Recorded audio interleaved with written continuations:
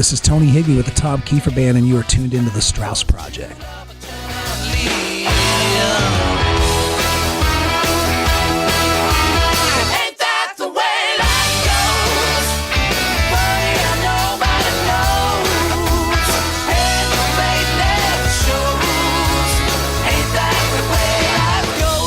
Straus Project rolls on. We are at the Forge in Joliet with Tony Higbee of Tom Keifer's band. How you doing today? Good to see you again. Good to see you too. Last time we sat down together was Farm Rock Chicago, which is on the deluxe edition of The Way Life Goes, which is out now. Sadly, news to me. I didn't realize that was on there. I clearly have missed some of the bonus content. I have to go check it out because I literally didn't know. I saw the rough of the studio footage. But I've been crazy busy since that came out, and literally the deluxe edition is sitting on my desk at home. Okay, so it's got a 30-minute documentary on it. Yeah, I've seen that. Okay. But I haven't. If there's farm rock stuff on there, I didn't even realize that was there. Right, and different performances, obviously, from you. Do you have a favorite performance over the last few years that you remember, one that actually stands out? I've had some memorable performances. M3, the last couple of years has been spectacular. Actually, the last few years is always great. Monsters of Rock is always a really fun cruise. Getting to play with a lot of bands that, really great bands we've enjoyed doing stuff with, and, musically that really hold up and really do great stuff, Getting to do shows at Cheap Trick this year was awesome. Nice. Getting to do, we haven't done any with them this year, but, we've done some shows with Extreme that have always been killer. Those guys are just super great and pro as it gets. That list could go on and on, man. We've been pretty fortunate. We've gotten to meet a lot of cool people, did a lot of cool stuff. You brought up Extreme. You and I talked before about how Nuno makes it look just so ridiculously easy. It look way too easy. And you want to pack your gear and go home. As long as we're on that subject, if you had to make like a guitar kind of Mount Rushmore of your influences, would he be on there? Boy, that's deep. I don't know. I can't play like that, so I don't know if I could put him on there. I mean, he's a monster. I've never really thought about that. I will say this. I don't know how easy it would be for me to make a Mount Rushmore of 4 or 5 guitar players total. But I could probably pull a few out of different periods that were heavily influential on me. Sure. Well, when you have to narrow it down to 4 or 5 people, that's when you start going, well, how can I do that? There's so many. Yeah, it's tough, But now listen, out of, say, that decade of the 80s, Nuno. Warren DeMartini's a monster. Jake E. Lee is a monster.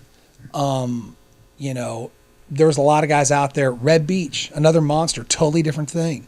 Tom, Keifer, I'm not trying to toot the boss's horn, but he was doing a thing back then that almost wasn't fashionable. He was just slowing it down and just, making the notes count. And that to me was just as impressive as anything, especially in that time and place. He definitely, one reason I've always felt lucky that I play with him is because he definitely has shown me over the last few years that, it's all about the songs. It reminds you of that. I've always known that, but he's got songs. He's got so many great songs, the hooks, the choruses. There's hits we can't fit in the set when we're headlining a show. And, but that's huge. But yeah, and then you go back to the 70s guitar players and you look at guys like Ace Frehley and Jimmy Page and Michael Schenker and Rory Gallagher, huge influence on me. So I totally didn't answer your Mount Rushmore. That's okay. That's okay. It's great because I love talking music with you. Your love for music is so apparent. It oozes out of you in everything you do. I even follow you on Facebook, and you plop down a vinyl and write a paragraph on it on a Sunday morning with a cup of coffee. You're all about music. You always have been. To the annoyance probably of some of my friends and family, but yeah, I've always, from the time I was a little kid, there's always been music. My dad was a musician. He was a bass player. My grandfather was a horn player. He played trumpet, had a big band, and was a really talented musician too. And he, that torch has been passed down through the family. My brother's a bass player, plays bass in my band. And, it's just always been there.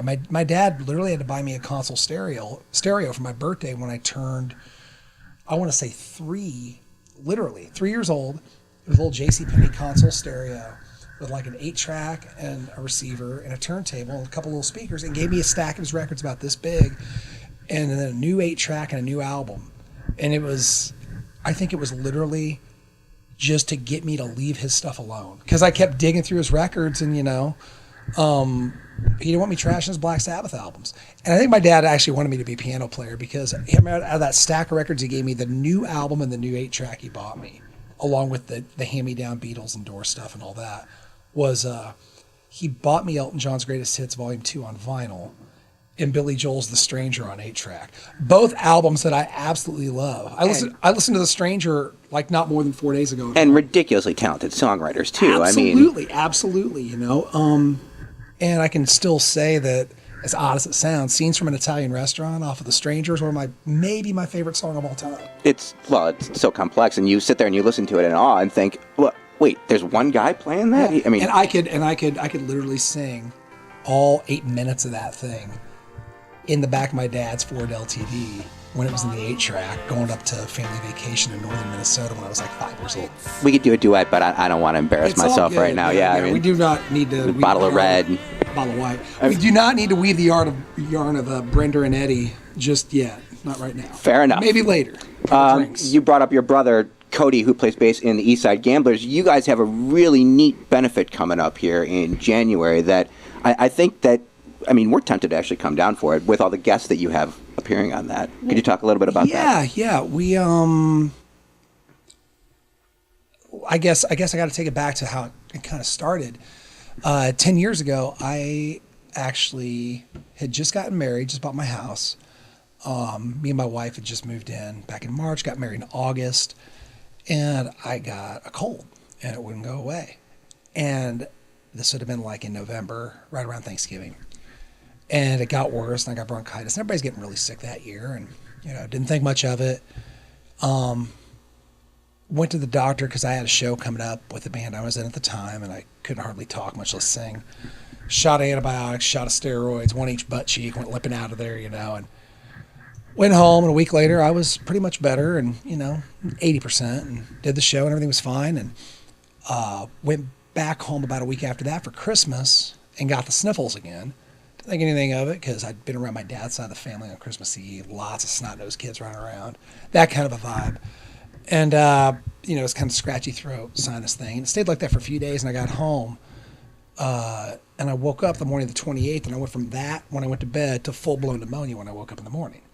So I went, still didn't think much of it because I'd seen a lot of people that year that would get sick, almost get better, then get way sicker. But that was like the year where the flu was, the flu was killing people at times, So I went to the doctor and a nurse practitioner, and she did a chest x-ray just to see how bad my pneumonia was. And they found a mass in my lung, and it was the size of an orange, and it was sitting in between my heart and my lung. And they sent me in for a CT scan, like cut me to the front of the line day of, and sent me back to her office. And I went in for, antibiotics and a breathing treatment, and found out that I had lymphoma. So I had cancer. And I wound up doing 6 months of chemotherapy. And I was in remission by the end of that. And I've stayed in remission ever since, and everything's been great.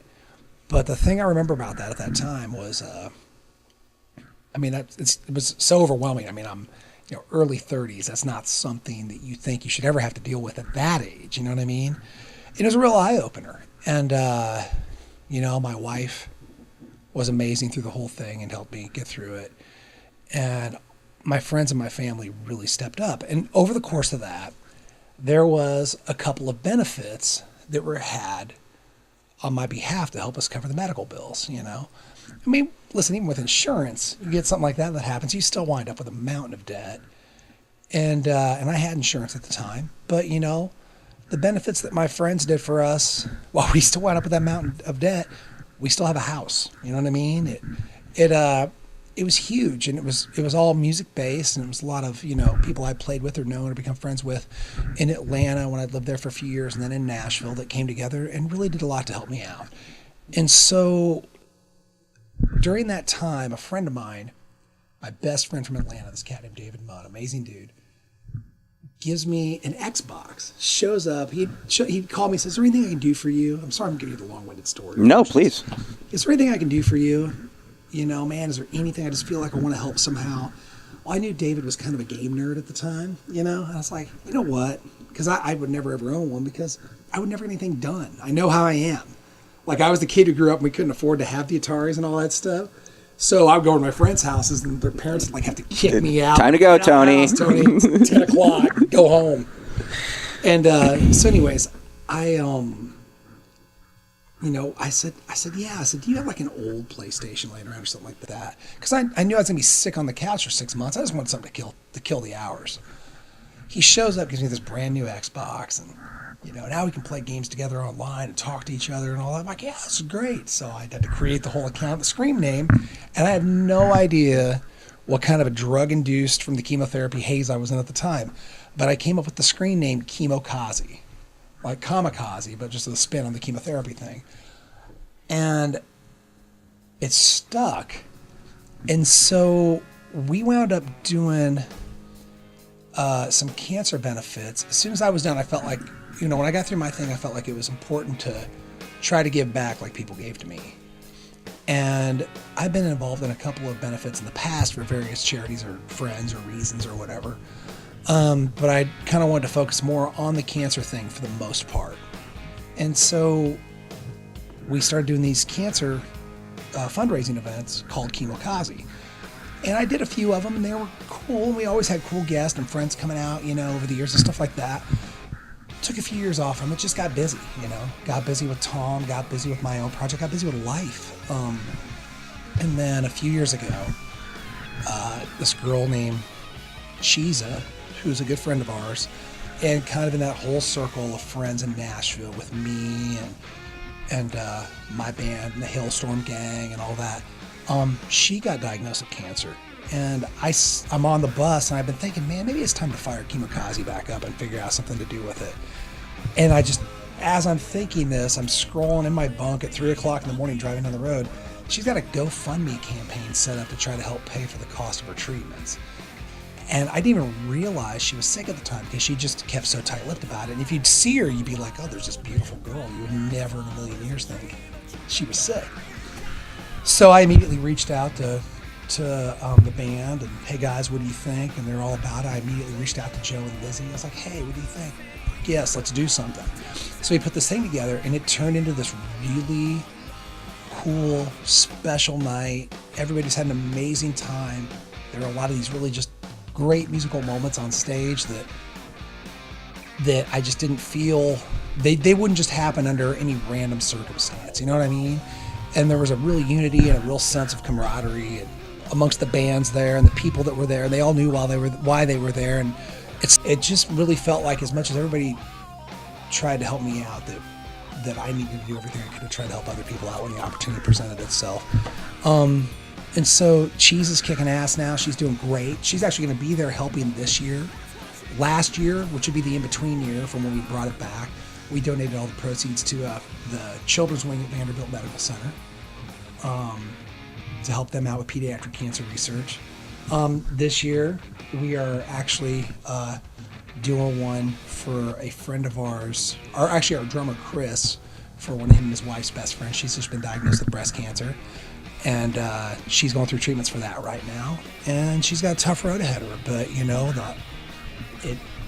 once again, it's an annual thing. There's somebody who needs it.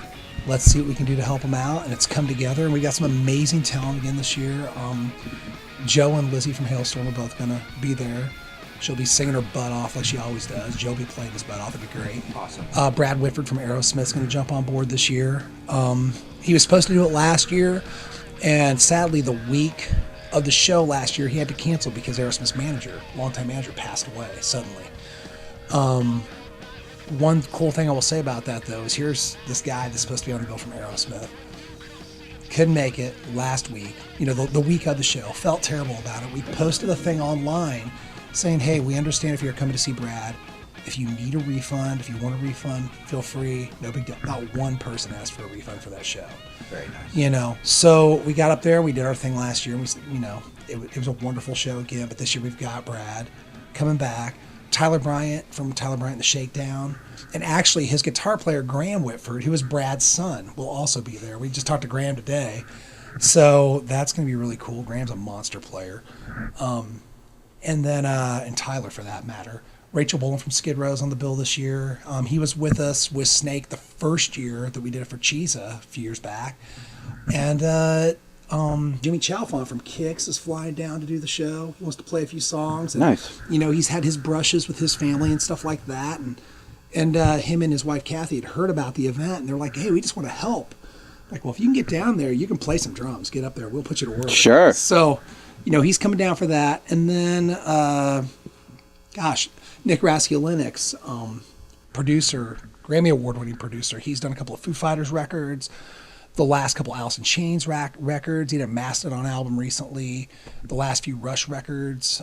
He actually produced my band, the Eastside Gamblers' new EP, which are going to release probably in the first quarter of next year. Great. And, I mean, amazingly talented guy. He's a great bass player. So he's actually going to get up and play bass for a couple tunes. And it's just going to be a fun night, you know, real positive vibes. Matter of fact, when I get done with this run this weekend, I got to go home, start learning songs, start rehearsing with my band this week, and then go back out with Tom next weekend. And it's just, I really didn't take any time off for the holidays this year. Yeah, you're constantly moving. You're in perpetual motion. So with there's more information, by the way, about the Chemokaze event. Yeah, if you go to my Facebook page, or you go to the Eastside Gamblers Facebook page, the posters, all the promo materials up there. It's Saturday, January 6th, $15. It's at the Mercy Lounge in Nashville, Tennessee. All the proceeds are going to our beneficiary this year. That's where you can go. You can buy tickets on the mercylounge.com. It sold out last year, sold out the year before. It's a great room. It's not a big room. It holds like 500 people, I think, is fire code. So once it's full, it's full. But if you want to come just see a great rock show for all the right reasons, you know, what is probably, I've been told, way too cheap of a ticket price. That is way too cheap of a ticket price, by the way. Yes, yeah, $15. $15 for Lizzie Hale and Brad Whitford and Tyler Bryant and Rachel. Yeah, it's probably way too cheap. So maybe $20, $25, no, but just $15. And you can donate, right? I mean, you could always donate more. Yeah, you can always donate more at the door. That's totally your option, but we just want to see people there supporting for a great cause.